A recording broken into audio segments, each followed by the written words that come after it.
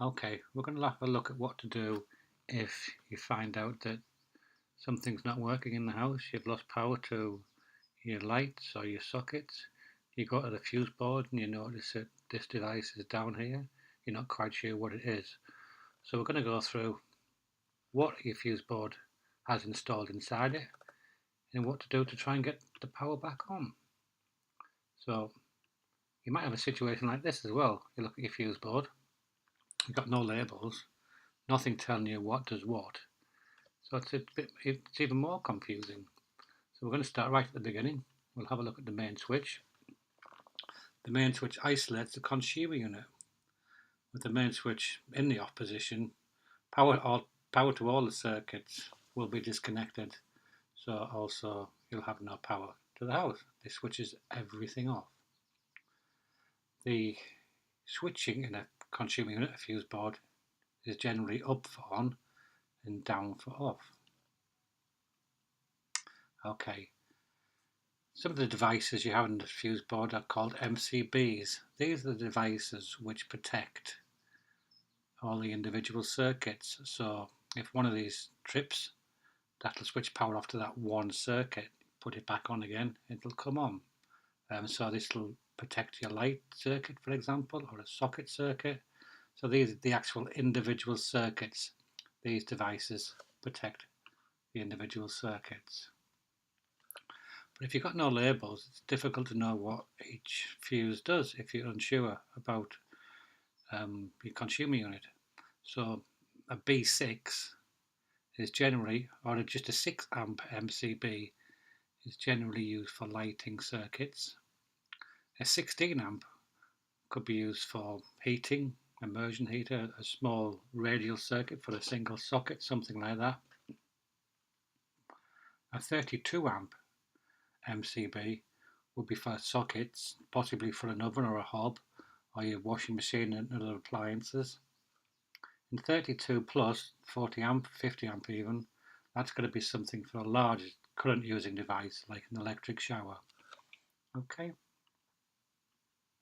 right. An RCD is a device which switches supply off to only certain circuits. It's not like the main switch when it switches power off to the whole board. An RCD controls and protects just a small number of circuits. In this case, this one's doing 3, this one's doing 4. We'll move to the next slide to best demonstrate that. As you can see, RCD1 is protecting these 3 circuits, and RCD2 is protecting these 4 circuits. We'll have a look with the labels so we can see what they're actually doing. So this RCD is protecting the oven, the down sockets and up lights. This RCD is protecting the up sockets, kitchen sockets, heating and down lights. So as indicated here, this RCD is tripped. So anything on this side of the RCD will not have any power. So your downstairs lights, your heating, your kitchen sockets and your up sockets will be off. But this RCD is still up and operating. Don't forget, up is on, down is off. So you've still got your oven, your down sockets and up lights. So that can often cause confusion for people. They say, well, I've got my upstairs lights are working, but my downstairs lights aren't. That's a reason, because the 2 RCDs control a group of circuits. And whatever's tripped, so if this RCD trips, all these will lose power, but all these will remain power. Even though these switches are still up, it doesn't matter. This device protects these circuits, and if this trips, these will all lose their power. Okay, so let's have a look at what to do if that does happen. We just got a basic board here. Your board might look like this, it might look slightly different, but you might just have one RCD protecting all your circuits. You might have 2, or you might have devices which have their own individual RCD built into them, and each one has got a test button. But in this scenario, we've got 2 RCDs protecting these circuits. And what's happened is, we'll just switch these on so we don't get confused. So everything is on, but this RCD is tripped. So what do? You try and push it up and reset it, but no, it won't have it. It keeps on tripping. It's not staying up. So we need to try and get some power back on before we have to call an electrician. There's certain things you can do before you have to call an electrician, and I'd suggest you start off by trying this. But what I would suggest is that you do switch off anything and unplug anything which is vulnerable. So you're going to be switching power on and off possibly a couple of times, and you don't want things to keep stopping and starting. So unplug anything which is sensitive, computers and such, or certainly switch off your boiler, switch it off at the fuse spur. You don't want that starting and stopping, starting and stopping. It won't do it any good. So right, this RCD is tripped. It won't reset. So, and you've unplugged everything sensitive. And so what I suggest you do is you switch off all the circuits on this side of the RCD. Switch them all off and see if it'll reset. Ah, good, it's holding now. So we know that something is going through this RCD which it doesn't like. One of these circuits is causing this RCD to trip. So what we do is we switch on the first one. This is with the RCD switched back up, so this is on. So we switch on the lights first, wait a couple of seconds to see if anything happens. Sometimes an RCD won't trip instantly. Sometimes it takes a while. So just give it a few seconds. If it holds for a while, it's a good indication that that's not causing the issue. And switch on the heating circuit, see what happens. Any trips? No, that one seems to be holding okay. Right, okay. Switch on the kitchen sockets. Okay, and click. It goes down. Right, okay. This gives a good indication that the kitchen sockets might be the cause of the problem, which is causing the RCD to trip. So switch the kitchen sockets off. Switch the RCD back up again.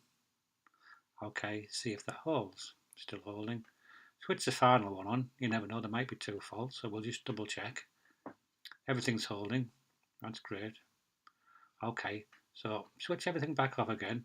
We don't want to be switching things on and off unnecessarily, but you should have unplugged everything anyway, really. Switch the kitchen sockets back on again. Oh, it's tripped.